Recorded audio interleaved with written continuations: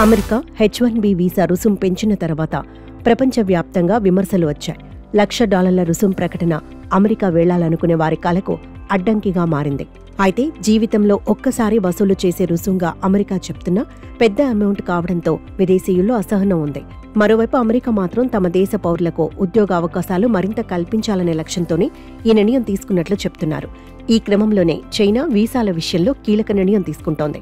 ప్రపంచవ్యాప్తంగా స్టెమ్ రంగాల యువ నిపుణులను ఆకర్షించేందుకు చైనా కొత్త వీసాను ప్రారంభించేందుకు సిద్ధమైంది.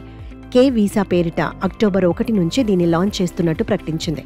అయితే H1B వీసాపై ఆంక్షల నేపథ్యంలో చైనా కే వీసాను లాంచ్ చేసిందని విశ్లేషకులు అభిప్రాయపడుతున్నారు. స్టెమ్ రంగాలకు చెందిన యువ నిపుణులను చైనాకు ఆకర్షించడమే ఈ వీసా లక్ష్యమని చెబుతున్నారు. ముఖ్యంగా దక్షిణాసియా వారిని దృష్టిలో పెట్టుకుని ఈ వీసాను చైనా ప్రారంభించిందన్న కామెంట్స్ కూడా వినిపిస్తున్నాయి. సైన్స్, టెక్నాలజీ రంగాల్లోని యువ నిపుణుల కోసం ఈ వీసాను సిద్ధం చేశారు.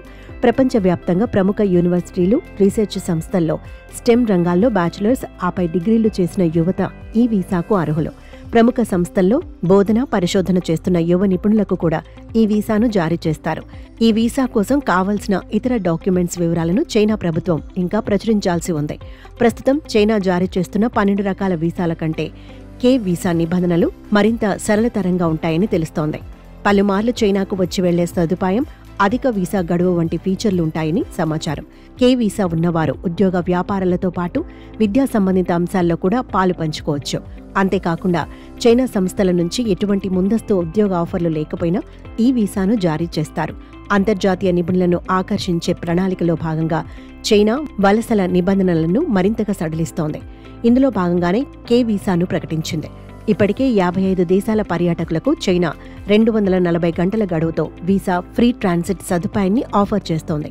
మరో 75 దేశాల వారికి వీసా నిబంధనల్లో ఇతర అనేక సడలింపులు కూడా ప్రకటించింది.